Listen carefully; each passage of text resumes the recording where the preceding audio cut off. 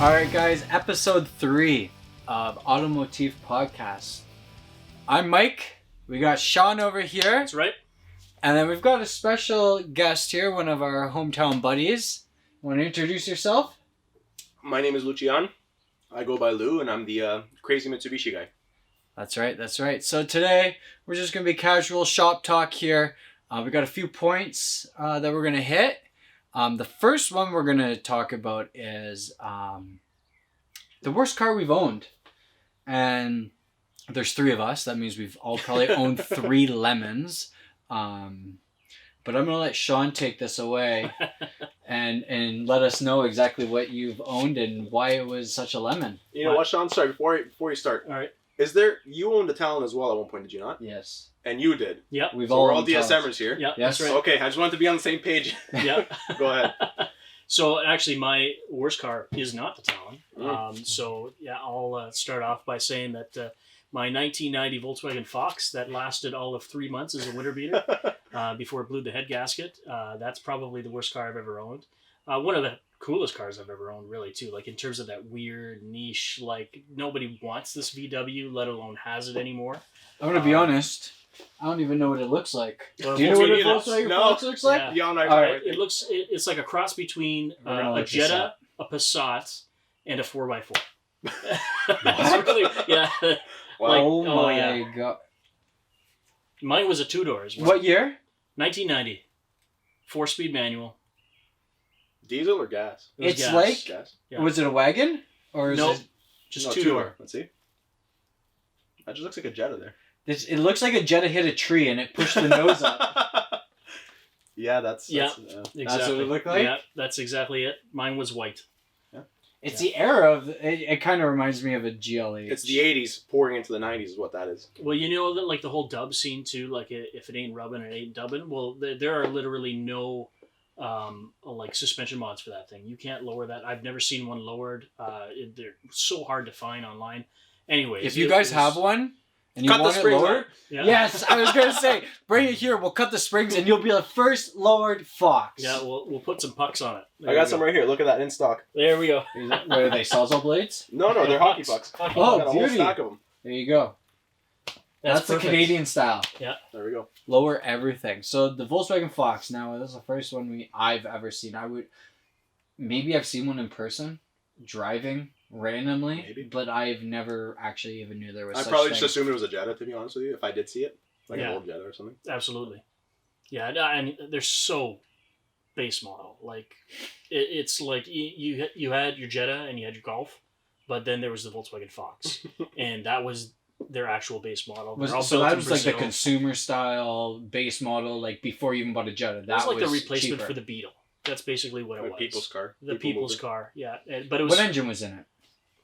I don't know, like a 1.8 liter, something. Okay. Yeah, 4-speed manual. It got up to 60 miles an hour.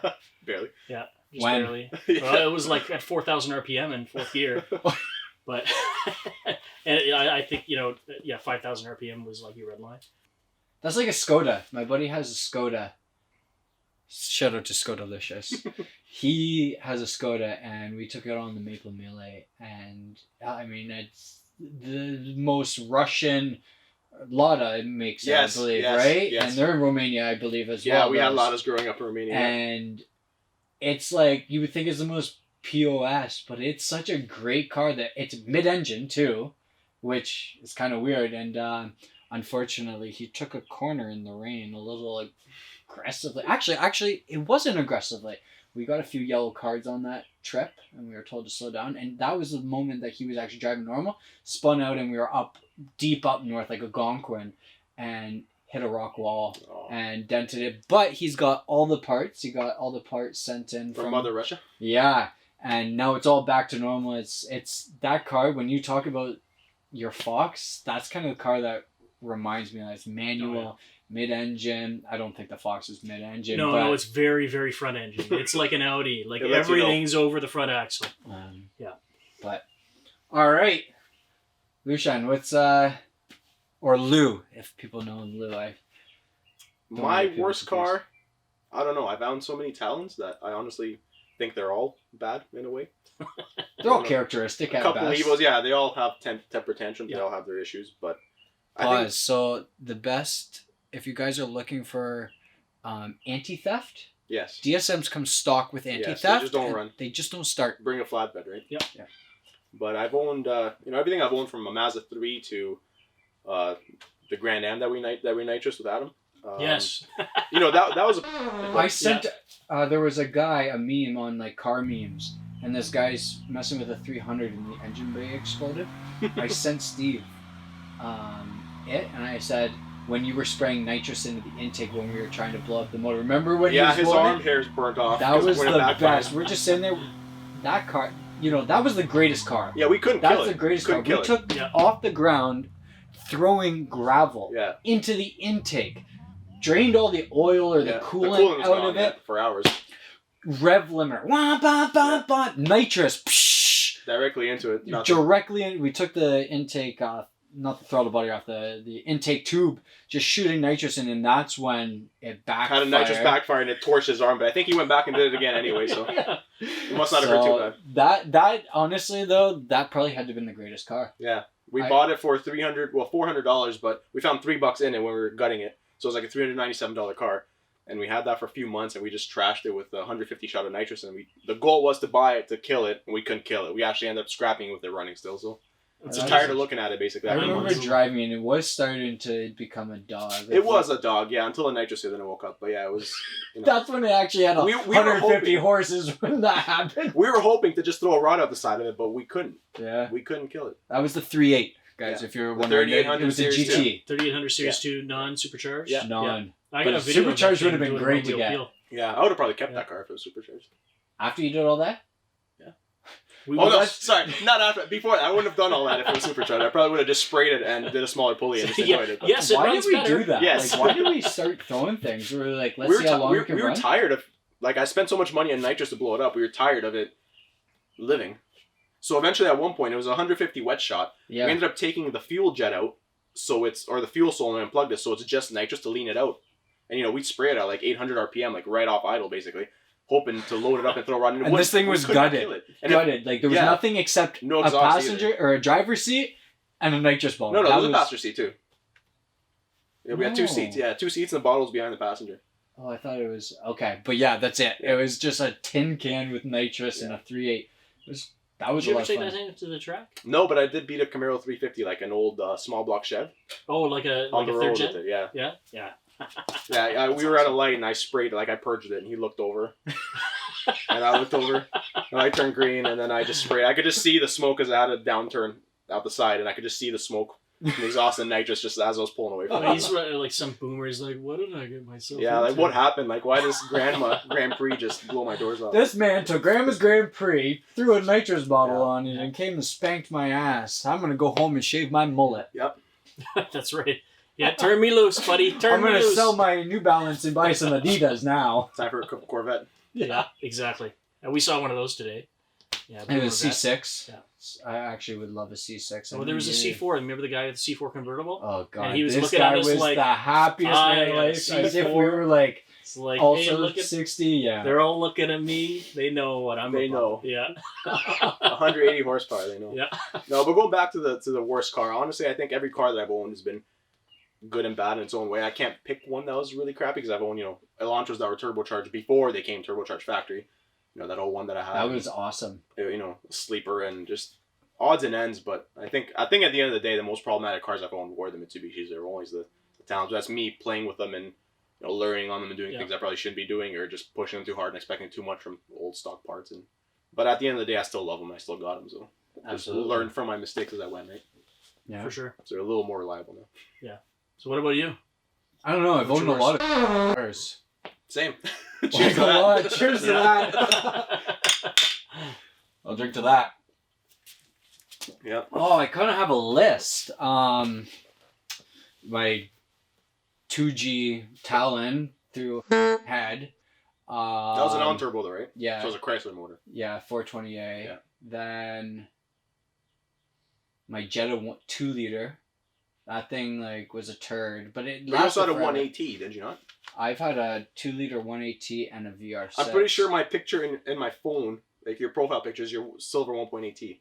That was the VR6. Oh, yeah, okay. Yeah, Yeah, that thing was kind of fun. I actually really enjoyed that. The only complaint I have about that, braking axles. It just torquey as hell. I remember it sounding really good. But it just would snap axles. I mean, it wasn't fast, like, I'm going to be honest, but it was a 24 valve. Oh, what? Can you get that full photo? I don't know. Let me see. Go to edit. Edit. And then screenshot it. It won't let me. It's just this. Sorry, it's old. Your Talon, you said 428? Yeah. Did you get like a danger to manifold warning on there? And floorboard fall out? Yeah. Nope, the head just decided to blow off of it instead. It skipped the previous steps and went right to the head. That was actually kind of a funny story. I did a pull on the 406, like Lundy's Lane area in Niagara Falls, after an interview with Falls View Casino. The pool, like the Falls View swimming, I forget what it is, that big swimming pool up on top. And I was leaving and I had, what? That would have been a sweet gig. I got the job. Oh, did you?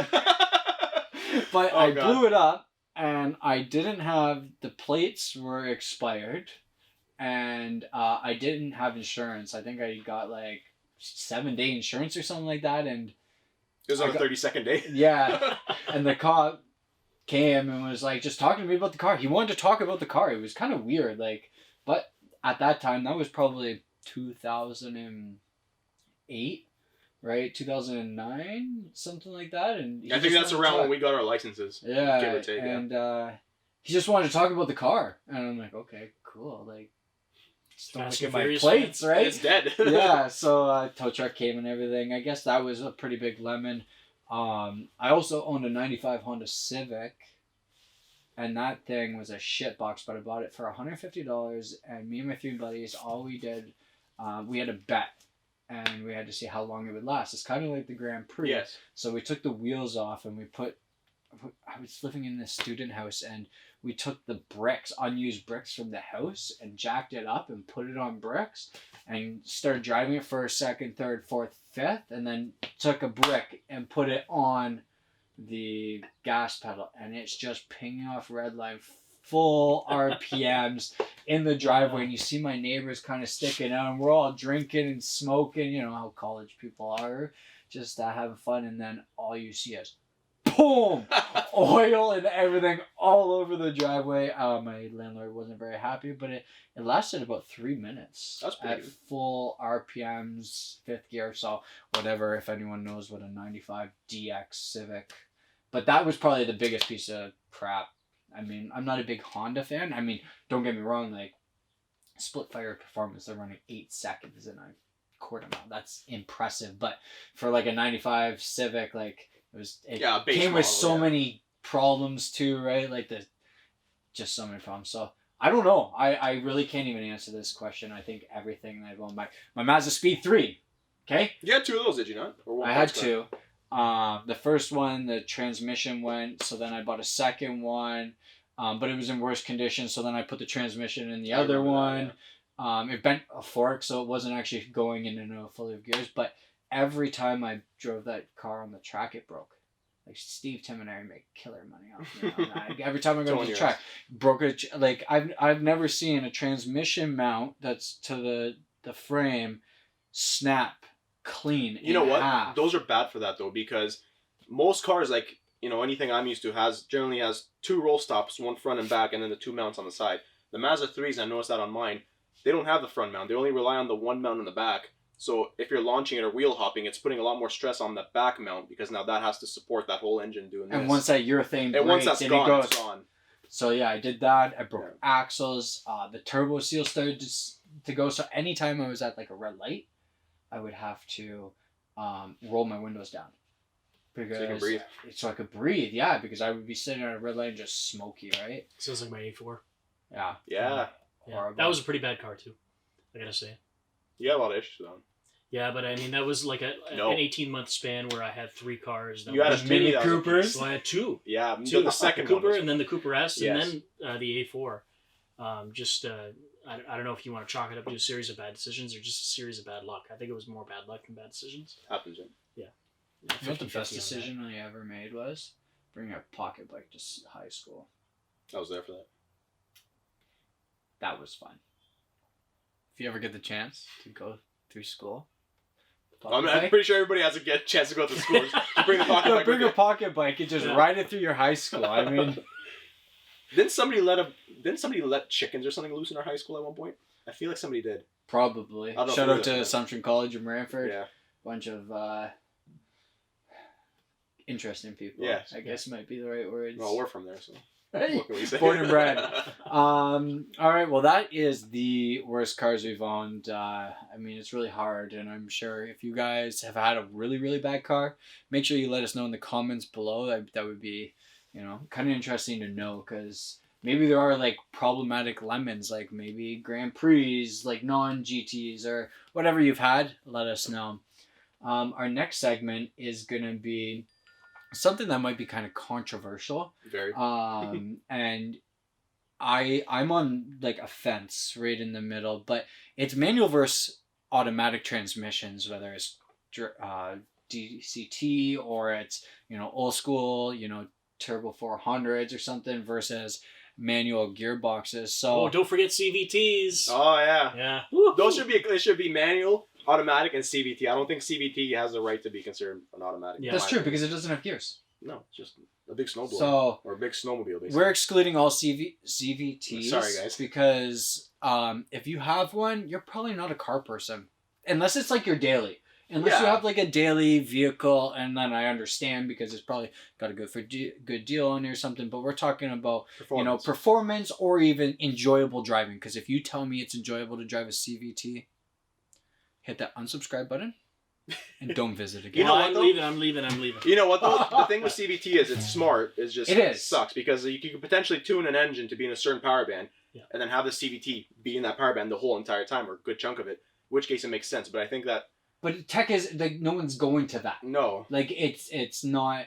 I mean, not that I know of, anyways. Okay. Maybe something. Maybe there is guys. If you know of like an exotic or something that's being used, I'll give you let us something. know. I'll give you something. So, in 2015, I was looking at different vehicles. I had my Gen Coupe at the time, and we got this massive snow in Nova Scotia where I was living at the time, and of course I wasn't driving the car, and my winter beater, which is another car I was having issues with.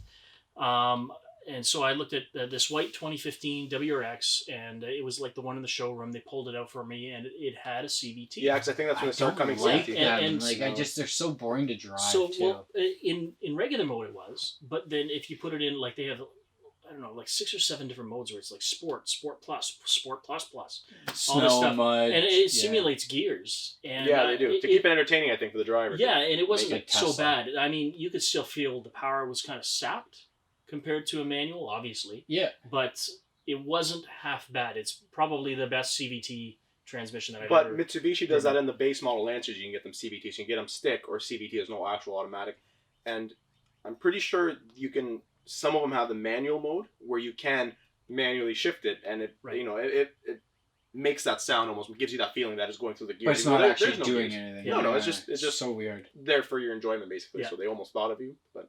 Yeah. Anyways, back to automatics. Let's all of a sudden we're talking Okay, CVTs. Let's CVTs are skip gone. the CVTs. Yeah. Yeah, That's so enough of them. I have to say, I'll take lead on this, that automatics are just so good for racing. Like, pardon me, drag racing. Yes. Any other kind of racing, I manual is definitely the way to go, because if you're doing autocross, you're in first and second gear most of the time. If you're in just drive, you're gonna right, but you can also, the performance cars you'd be using for that, you can also, for example, the C8 Corvette, the new Supra, GTR, those are all automatics, or but you can put them under into yes, manual, right? So you can keep a gear and do which whatever. would be good, but then you have to actually hit it again, and it's quick. But I just think like the only time automatic can be the best and beneficial is on the street, because you can choose what gear you want to be in, and drag racing. Yeah, I agree with drag racing. Right? It's usually they're stronger and they're usually more consistent, especially in the DSMs. More consistent. And consistency is key, right? So yeah. In my experience, my Gen Coupe was actually 6-speed auto. It was the ZF 6-speed auto. Are those good, by the way? I have a customer that just bought one. So. It was decent. Yeah, like I mean, it wasn't the fastest thing on earth, but I did race a manual Gen Coupe. That was the same year. Mine was a 2011. And he had intake exhaust, and I think he had a little bit of a tune, which doesn't do anything with any cars anyways, but it was there. Yeah, I beat him through the quarter mile. He couldn't catch me, and this was on the track. I mean, I ran like a 13.9 at 100 miles an hour flat, and yeah, he still couldn't catch me, and he was all pissed off, of course, about it. But I mean, I wasn't shifting. That's basically what it was. It was you can focus on the driving. Yeah, just let's go. That's probably my only automatic performance car that I've ever had. Everything else has been manual. I never had an automatic performance car. It's been like it's been the two automatics that I owned that actually got something out of them was the Grand Prix, which was fun, and then the first Elantra that my dad gave me because he was gonna scrap it. And then I boosted it with a Tiburon kit that I bought for like $800 online, and that was automatic. And I remember that thing. That car was quick. It was quick. It ran a 14.1 at 100, which is not fast in 2021, but back then. That was like 2017, 15? No, it was older than that. It was almost it was almost 10 years ago. Wow. Or 8 years ago or whatever. But the car itself was rusty. It had Steelies and drum brakes. So like nobody expected a 14.1, almost a 13 on 185 wide Motomasters, like crappy tires all seasons. Nobody expected that car to run 100 miles an hour in the quarter mile, which is everybody was expecting a 17, 18 second car at 72 miles an hour, not 14.1, close to 13s, right, on all seasons. And it was good, but I remember the automatic and that thing, if you punched it in first gear, it would wind up and spin the tires, and it'd bounce on the limiter because I think the TCU in the car did not know what to do with itself with that kind of power. So instead of shifting and grabbing second gear, it would just smash the limiter 2 or 3 times at first before it decided to shift to the second and keep going, right? So it was kind of entertaining. And that's the cool thing about new automatic transmissions is you can tune them. Yeah. You can tell them exactly what to do, but if you had like old transmissions, they weren't really tunable. No. They just had their deal, and it would do whatever it was programmed to do from factory. And that's it, right? Right. The Volvo transmission is also tuned. Do you want to tell people about what you did to make your Elantra sound unique? That was the second one that I had. Yeah, that one. Yeah. Do you want to say? Because this is a really cool story. I had two. Well, no, I don't know about that cool, but I had two Elantras. It fooled a lot of people. The first one my dad gave to me, and thank you to him. He helped me out through college, and he gave me this car. He ended up getting a Pontiac Vibe brand new when Pontiac was going out of business, basically. So he's like, hey, do you want this car? Am I scrapping it? And it had brand new tires, I think, on it. So I said, hey, I'll take it. I needed some work. I needed fuel lines. I needed stuff. So I drove it NA for probably a few months. And then me being me, I got the itch. I had no talent at the time, so I needed a toy. So I ended up finding somebody in Quebec was selling a turbo kit. Ended up boosting it. Eventually ended up running like 18, 19 PSI on the stock motor. Blew it. So later on in life, a year or two later, I decided, hey, I need another winter beater. I remember, our family Elantra, which my dad bought brand new in 2000. It was really reliable, didn't need work. It was good. And it wasn't a car that it didn't hold their value. Nobody cared for old Hyundai. So I said, hey, let me look on Kijiji. Maybe I'll find one that stick shifts, so it's a little more fun. So I did find one. I bought it like pretty much sight unseen for $1,300. I heard the engine run. I threw plates on it, drove it home. And then again, I had the itch. So I think a few days after I bought that car, I put coilovers on it, tinted it, lowered it. And then I'm like, I'm going to keep this one NA. I'm not going to go down the boosted route. And again, it was manual. So it was the car ended up running, I think it was a 15.8, so it wasn't that fast. But faster than my Ford Ranger. You know what, for an NA Elantra wasn't bad for an old one. So what I ended up doing with this, and my good friend Andy, I've known him since he was in kindergarten. We were little kids. We one day we were bored. We were like, let's build an exhaust for this thing. So I ended up getting a big fart can for it, 2.5-inch piping. And I bought an old header, just an eBay header for them, that I bought it for like $80 used or whatever. And we're like, you know what, let's build an unequal length header out of this. So we ended up chopping the 2 pipes, ended up routing them around. I ended up figuring out how the Subarus get their sound with the unequal length, like what the firing order is, and I calculated what firing order I need, how much extra material I need to make the loop to extend those 2 cylinders.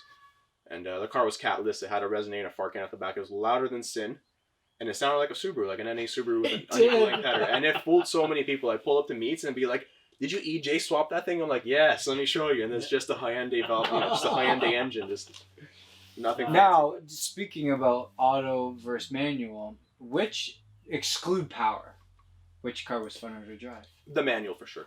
Absolutely. 100%. Because I was able to just bang through the gears and just rifle through it and do burnouts and do whatever I wanted with Even it. if though it wasn't fast. No. Just 2 slow cars. It's like a Miata. Like you take a Miata and you put it on the track. You have an automatic and you have a manual one. You're gonna love that the driver experience of a manual. Like, I mean, when we do the reviews on cars, no offense to any of the automatic great cars we get. There's a lot of them, absolutely. It's just like I had 2020 C8. Unfortunately, that car was ran off, so we weren't able to actually finish that episode. But I could just imagine what that car would have been manual. Yeah. Like automatic, the thing is blistering. Like it's just it's just so fast. But Right. just knowing You that miss you're that. making it, You miss that. You Yeah. miss it. it's different. And you know right? what? But there's a space for everything. For example, I have 1, 2, 3 manuals here, and my winter beater / daily / family vehicle / dog vehicle, the Escape, is automatic. And I can't imagine having a manual SUV. Like, I like getting in that thing, putting my heated seats on, putting the music on, and just Cruising. slapping and drive and not having to worry, and just literally hang out the window and enjoy whatever there is to enjoy in a Ford Escape. You know what I mean? But unfortunately, sometimes for a daily, automatic is the way to go. absolutely. So the A3 that I have, it's to me it's just a great daily. But after reviewing your daily Evo, that would probably be the next thing that I would want over it. I was talking on there just about like I would compare. I'd want an S5 or an Evo. I think those are two pretty good comparisons. But an Evo manual would just be so much fun. But you're right. Like unfortunately, my performance vehicle is also automatic. If you use both, yeah. Right, But you know which what? There's kind of a time and sucks, place, yeah. right? Because like, but I'll be honest, I'm not going to go out and spend $5,000+ on putting a T56 in my Ranger when I want to run as fast as I can. And Absolutely. the way to be able to run as fast as I can is a 4L80 with a trans brake, with an actual proper shift kit, and that's going to be able to do it. Maybe down the road, I would like to go back to a T56, maybe when they become a little cheaper, if they ever do, or maybe there's alternatives of like bracket plates I'll be able to put in there, be able to buy a cheaper transmission, but I want to see how fast my truck can run. I got a fix for that. What's Just buy that? another Ranger, build another LS Ranger. Manual. Yeah, one of each. There you go. Yeah, if anyone wants to sponsor me and like make it not cost as much as it does to this, I mean, sure. Well, the second time around should be easier because you know what you're doing. Like, you already did it once, you can do it the second time. Right? I mean, I need to be with a shop that actually knows what they're doing. That's To key. be or able you to just do it do- yourself. That's part and parcel, buddy. Yeah. Like you know, this whole like the channel expansion. Let's just do it. I would rather an all-wheel drive dog box one though. But that would be absolutely with That'd be a mental. Yeah. twin turbo LS making. I mean, my truck's geared and built for 700 wheel, so like 850 crank. But if I could get 1,000 with all-wheel drive and a dog box, and I weigh 2,600 pounds, Be a like quick that's vehicle. gonna be, I don't know, what's that in a quarter mile? Maybe 9s, Might be faster than that, I think. right? Conservatively, I'm just saying, right? Because I'm a shitty driver.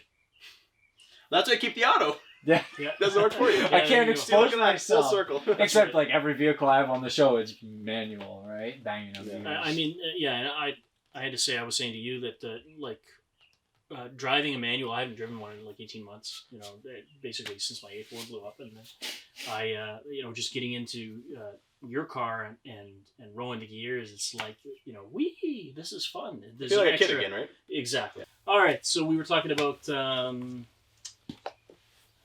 the generational car enthusiasts. Yeah, that's a.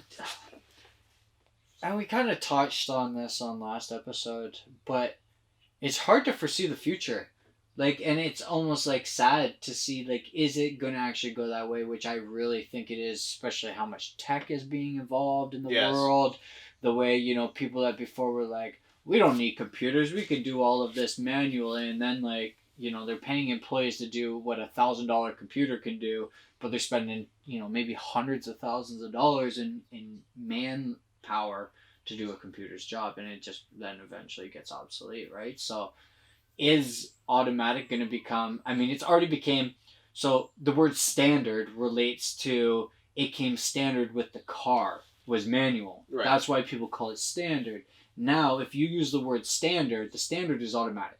Yes, in most Without- cars, absolutely. So when people use the term standard, that they come from a generation of manual, and they're definitely car people if they're saying the car's standard, right? Because for real terms, in today's terms, if you want to be politically correct, its standard is automatic. So is it gonna die? I think so. You know what? Maybe it also plays a role what part of the world you're in. Like here in North America, yeah, but I think in Europe and maybe some of the Asian countries and stuff, I think manual is still 100%. depends on the what's the word I'm looking for, on the Demographics. Yes. Yeah, absolutely. Yeah, in the UK, when we got a rental car, actually no, that wasn't manual, but most were. Yeah, most were manual. Oh, absolutely. And, trucks, vans, cabs, everything is still. Even big trucks now are automatic. Did you know that? Yes, a lot of the big trucks on the road. Shout out to my little brother who's a trucker. Yes, he is. He has a little greasy mullet. Goddamn kid. I miss him though. I haven't seen him in a while. So. No, should probably get him over here next time. But yeah, so I mean, in my opinion, I think that it is our duty to ensure that the next generation stands with enthusiasts, and that's where I think like automakers have to do something about it, and I also think car clubs, car enthusiasts, garages, shops need to stand behind it. Otherwise, if we all don't do our part, take global climate change and stuff, you have to do your part. This is our part to make the enthusiasts stay, because like it could disappear. It really could. Yeah, well, in your generation, my generation, I mean, ultimately, it's up to us to kind of usher in that new generation, my son, into that car enthusiasm, I should say. People that I work with, right? There's one car enthusiast there. Nobody else knows about cars. I start talking about cars, and they look at me like I'm speaking a different language. To them it's an appliance. It's just, exactly. It's like, I don't know anything about that. It's like, well, and I think in the back of my mind, it's like, why don't you? Why? I mean, you deal with computers every day. Mechanics, it's just different kinds of mechanics. That's all it is. Well, look at Benz. There's no manual Benzes. All their fast cars, which are blistering fast, the GT-R, the GTR Pro, even the C63s, like there's no manual, but they're mind-blowing fast, right? Even the E63s, those things have like 700 horsepower. I don't think anybody's doubting that they're not fast. Like they're very fast, but again, it's like that. But then they become an enthusiast, right? You might be an enthusiast, but you don't want to do the work to make that car fast, because you can really tell a driver versus a novice driver when it comes to manual. Yeah. Right? Like you put them at the drag track, they're slipping at the starting line. They're not rev matching properly. There's slow shifts, or just, you can tell the difference between a amateur versus a novice driver, and I think we need to really hone that in, guys. I think there's a good way to gauge where car enthusiasts are going.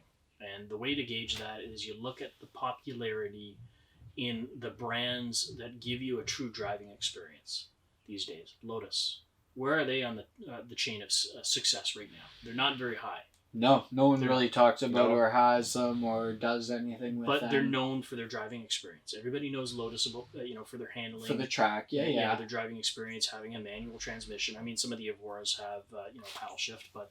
I would, so if you want to talk about driving experience on like that kind of level, to me, Lamborghini is the #1 driving experience. So I've driven a few. It's still dual clutch automatic? It's still automatic, but it has crazy good driving experience. But I drove a Murcielago. Like, okay, it has, I don't know exactly the horsepower difference, but there's less horsepower, but it was so much more fun. Like, I was rowing gears in a 2002 Murcielago, but I had a brand new 2020 Lamborghini Huracan Evo that was a $400,000 car, and okay, don't get me wrong, the thing was just crazy, and I could drive it every day, but just imagine that thing had a manual, and I think that's what the next generation. But imagine you lived in Mississauga or Toronto, and that was your daily. Manual? No, automatic. Blessed. Exactly. It'd be absolutely amazing. It depends where you live, right? Yeah. Like here out in the countryside on back roads. Yeah. You want a manual, but for sure. If you're in the city and you daily it and you use it to get to the office or use it to go get shopping. So daily is different than a driving experience, exactly, which is, right? But yeah, I guess. But if a lot of people use their daily, or they build a car that like my Evo here, for instance, the other one. I drive this daily, and I take it camping. I've taken on 10-hour road trips. It's a big turbo stock block car, makes good power. Stock block gang. And, you know, I take it everywhere, right? So it's a driving experience. But if I'm stuck in traffic on, you know, there's a crash in Hamilton, I'm stuck on the 403. I hate my life with a 6-puck clutch and line flywheel. Like, it just sucks. Absolutely. Like, I just want to pull over and Chop scream. your leg off. I just want to pull over and scream, right? Because I'm sitting there, my foot's trembling on this clutch, trying to keep this thing running. And, you know, inching in first gear neutral. Yeah, where's that 2x4 behind me here? Yeah, pretty much, right? So I guess it depends what you're doing. If you want an all-around Hey kids, car... get out, push the car. Right? If you want an all-around car that you can drive everywhere, no matter what, then automatic's the way to go again. Yeah. I agree. But for performance, I really wish automakers would go back. But it's just faster being automatic, man. Like sequential gearboxes on a gear shifter on a wheel, like F1. There's none of, like, back in the day they were manual, right? Like the GT40s, like Le Mans and stuff. I don't know that stuff all that well, but yeah, I know eventually they transitioned. But back in the day, that was they weren't using manual or automatic, but the technology probably wasn't there for that, I'm assuming. no, now and now it is, and now Now it it's is. like it's fast, right? It is. And the driving experience is there, but like I don't care what car it is. I've had an 800 horsepower. Okay, this is a little bit different, but 800 wheel horsepower Supra Mark IV versus an automatic Supra. The automatic Supra was a 2015 15th anniversary Supra, and it was worth $200,000. Where in Burlington, right? Yeah, I remember seeing that in the showroom. Yeah, and that car's worth $200,000, but the 800 horsepower, I would say maybe $100,000. So it's like half the price. But to drive experience, even take away 600 horsepower, it's not the same. It really isn't. Like automatic is just, when you're trying to get experience, I feel like manual is better. I think there's scales. Yeah. There's scales. There's different levels. It's You know, hard like, to we judge, were talking but- about Miatas. Yeah. We were talking about Miatas, and Miatas can be fun but slow at the same time. Same with the 86s and the BRZs and stuff. Exactly. So like there's, Same kind of there's But on a scales. track, on a manual BRZ, it's going to be fun. I don't think it would be fun in an automatic. Yeah, No. there's also how much you're willing to compromise too. Like you know, a build like your car, you know, if you're going to daily that, you know, you're going to live with the fact that Your it's- left leg's bigger than your right. Exactly, and you know that's And that gonna was be- my choice. I Yeah, did that, you know, absolutely. knowingly. But if you didn't, you'd be trainingless. You'd be clutchless. Oh wait, weren't you at one point? What? Didn't you blow the clutch? I've blown everything. Actually, the trans is He's not for hire. He blows everything, but he's not for hire, Cars. guys. You know, the transmission is actually original in that car with 250, 200 and either two. No, I think it hit 260,000. It's original transmission in it. I launched it on slicks. Yeah. Not bad. crazy. Come a long way from these where you look at them wrong and then, you know, something blows up. That's true. Well, guys, if you think automatic transmissions are better than manual, if you think manual is better than auto, make sure you put in the comments below. We're going to move on to our support local. And today, since we did have our special guest, Lushan, he actually specializes in Evos, DSMs. So he is in anything Mitsubishi. If you're in the southwestern Ontario, if you're in Ontario really and you're willing to travel, he's in the southwestern Ontario. Make sure you follow him. His Instagram is PSI for TSI. I mean, his name says it all. But he does all of you do installs, you do, you know, do you want to take this and say exactly what you do? Yeah, I do just about anything you need done, bolted on, installed. I'm slowly getting into a little bit of tuning. I've tuned my own car, tuned a couple of my own cars. You know, clutch jobs. I do paint as well. Before COVID hit, I worked as a prep and painter, so I do paint. I've been painting for about 10 years now. Pretty much anything that's got to do with cars I can do. I mean, I haven't built any engines yet, but I want to get into that as well. But for the most part, if it can be bolted on or unbolted or, you know, custom things fabbed, a little bit here, a little bit there, bracketry, stuff like that. I enjoy doing that kind of stuff. I pride myself in clean installs and you know, making the customer happy. And word of mouth, if you guys know anyone with an Evo and you bring up PSI for TSI, most people are going to know him. So chances are they know me, yeah. So, yeah, make sure you hit him up. Make sure you give him a follow. He's got some crazy good content. We got 2 more cars from him we're going to review. Maybe 3. Maybe 3? Maybe 3. Oh, yeah. That we'll leave that one for a secret. That's the... Well, no product in hair day. No, that's what that's one's right, for. yeah. So, Right. guys, if you like the channel, make sure you like the video. Make sure you subscribe to the channel. If you want to support the channel, make sure you hit the Patreon link below and you support us. That means a lot to us. We've got more. If you want to comment down below how we can improve, topics we can bring up, make sure you let us know in the comments below. So I'm Mike. You can find me at The Insurance Dude on Instagram. I'm Sean, Leafy Photography, Northern Driver. And I'm Lucian, PSI for TSI on Instagram. And also make sure you follow our nonprofit organization, Drive for Cancer, okay? All right. See you guys later. Take care.